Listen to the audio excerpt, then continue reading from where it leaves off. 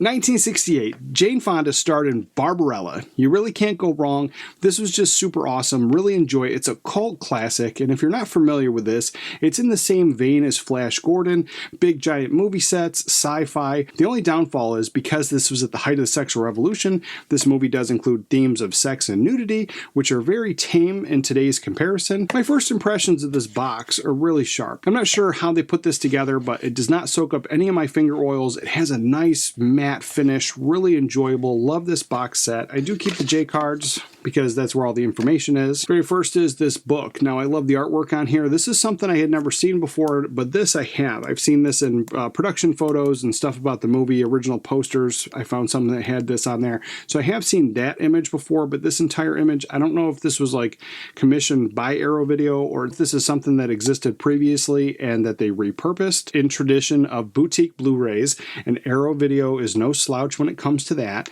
There's reversible artwork on here. So the reverse side is that artwork that's on the book, and it comes with the original movie poster artwork, so you can just switch that around and have whatever side you prefer. Here are the 6 postcards from the movie. They're super awesome, double-sided. They have the original artwork on the back. I just love these. I'm going to frame these up, put them on the wall. Love having these on display. I know so many people like to keep them inside the Blu-ray, keep their packages complete. I don't know. For me, it was meant to be displayed, it was meant to be shown. I got to see it, and there it is. I've been trying to buy this original movie poster to add to my collection for a long time, but it's always out of my price range, so I'm glad to have this reprint. And then, again, on the reverse side, you have that artwork that I had never seen before. Really enjoy that as well. So it almost makes me want to double dip and try to buy this poster off somebody, or maybe get another one of these movies, maybe pick up the Blu-ray. If you like movies and physical media, and that's the kind of content you're into, go ahead and subscribe so you don't miss anything. Now let's dive into the movie. Now, if you have not seen Barbarella, like I said before, it is in the same vein as Flash Gordon. It's super fun, big sci-fi sets, old Hollywood, just crazy costumes, imaginations running wild. Because it was 1968, that's the height of the sexual revolution. It does have themes of sex and nudity throughout the entire movie. You do get a lot of naked Jane Fonda in the very opening scene of this movie. If that's not the movie for you, then definitely pass on it. But as far as like Arrow Video knocking out of the park, I think they paid a lot of attention to detail.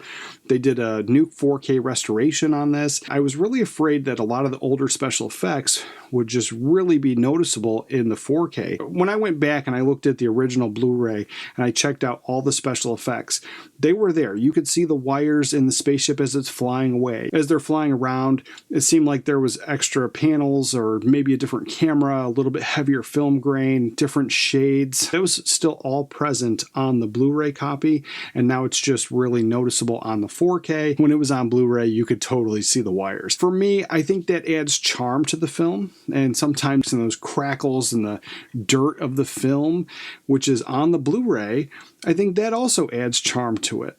The new 4K scan cleaned up all those pops and artifacts. This is the best this movie has ever looked, and they even added a Dolby Atmos track. Now, sometimes when they do that, I'm kind of apprehensive because it can be overpowering or it can be underwhelming. I think this was just fine because this movie was originally recorded in mono audio, and when you first put it in, that's how it automatically plays. You actually have to go into your settings and turn the Atmos on. To my surprise, the Atmos was very pleasant. It wasn't crazy overpowering, and it wasn't really underwhelming. You know, sometimes when I listen to a surround sound heavy movie, I kind of chuckle and I know where the sound's coming from, and I'm like, ooh, surround sound, and I feel like I get my money's worth. Where this, it just kind of played and it really melted into the whole surrounding of the room, and I just enjoyed the film. And then when I watched on the mono audio, it was still enjoyable and pleasant, and that's the way I always had watched it, but it was just different. And so I think I'm going to be sticking to the Atmos. Everybody has their own taste, and the fact that they included both and set up the original audio to be played automatically, I think that's great. Is this worth an upgrade? If you're a Barbarella fan, you're a movie collector, you're an Arrow Video fan, you were on the fence about this, go ahead and upgrade. This movie has never looked any better. I really enjoyed it.